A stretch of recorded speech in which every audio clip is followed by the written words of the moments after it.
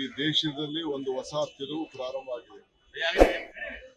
ಪ್ರಜಾಪ್ರಭುತ್ವ ವ್ಯವಸ್ಥೆಯಲ್ಲಿ ಚುನಾವಣೆಗಳನ್ನ ಪಾರದರ್ಶಕವಾಗಿ ಕಾನೂನು ಚೌಕಟ್ಟಿನಲ್ಲಿ ಸಂವಿಧಾನದ ಅಡಿಯಲ್ಲಿ ಭಾರತದ ಎಲ್ಲ ಪಕ್ಷದ ಬಿಜೆಪಿಯವರು ಬಿಟ್ಟು ಮಿಕ್ಕಿದವರು ಸೇರಿ ಒಟ್ಟಾಗಿ ಹೋರಾಟವನ್ನು ಮಾಡ್ತಿರೋದು ಬಹಳ ಸಂತೋಷವನ್ನು ತಂದಿದೆ. ಇದಕ್ಕೆ ನಾವು ಕೂಡ ಹೆಜ್ಜೆಯನ್ನು ಹಾಕ್ತಾ ಇದ್ದೇವೆ, ಮುಂದಾಳತ್ವವನ್ನು ವಹಿಸಿದ್ದೇವೆ.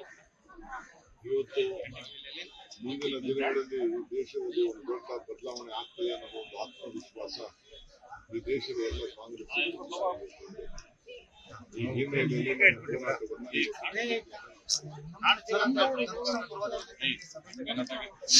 ನೋಡಿ, ಧರ್ಮಸ್ಥಳ ಪರ ಅಲ್ಲ, ವಿರೋಧ ಅಲ್ಲ, ನನಗೆ ಆತ್ಮವಿಶ್ವಾಸ ಇದೆ. ನಾನು ಬಹಳ ಹತ್ತಿರದಿಂದ ಅಲ್ಲಿ ನೋಡಿದ್ದೇನೆ.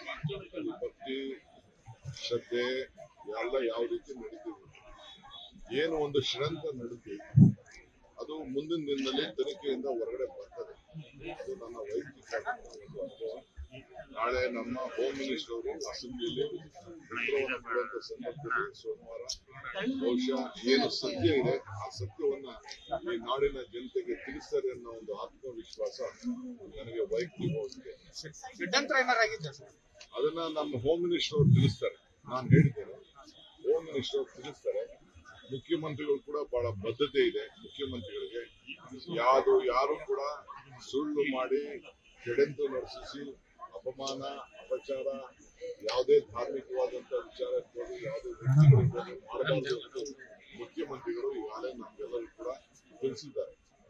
ಶಾಸಕಾಂಗ ಸಭೆಯಲ್ಲೂ ಕೂಡ ಅವರು ಕಟ್ಟುನಿಟ್ಟಿನ ಕ್ರಮವನ್ನ ಸುಳ್ಳೇನಾರಾಗಿದ್ರೆ ಕಟ್ಟುನಿಟ್ಟಿನ ಕ್ರಮವನ್ನ ಕೈಗೊಳ್ಳಬೇಕು ಅನ್ನೋದು ಕೂಡ ನಮ್ಮ ಸರ್ಕಾರದ ಒಂದು ದೊಡ್ಡ ಚಿಂತನೆ. ಆ ನಿಟ್ಟಿನಲ್ಲಿ ನಾವೆಲ್ಲ ಕೂಡ ನಡೀತೀವಿ. ಕಾನೂನು ಯಾರಿಗೂ ಕೂಡ ತಪ್ಪಲ್ಲ, ಕಾನೂನು ಕಾಪಾಡಲೇಬೇಕು, ಕಾನೂನನ್ನ ಈ ಸಂದರ್ಭದಲ್ಲಿ ರಕ್ಷಣೆ ಮಾಡಬೇಕು. ಕಾನೂನನ್ನು ತಪ್ಪು ಮಾಡಿದ್ರೆ ಎಲ್ಲರಿಗೂ ಕೂಡ ಶಿಕ್ಷೆ ಆಗಿದೆ, ಅಂದ್ರೆ ನಾವು ಯಾರು ಕೂಡ ರಕ್ಷಣೆ ಮಾಡುವಂತ ಪ್ರಶ್ನೆ ಇಲ್ಲ. ಆದ್ರೆ ಸುಮ್ಮನೆ ತೇಜೋವಧೆ ಮಾಡುವಂತ ಕೆಲಸ ಯಾರು ಕೂಡ ಮಾಡಬಾರ್ದು.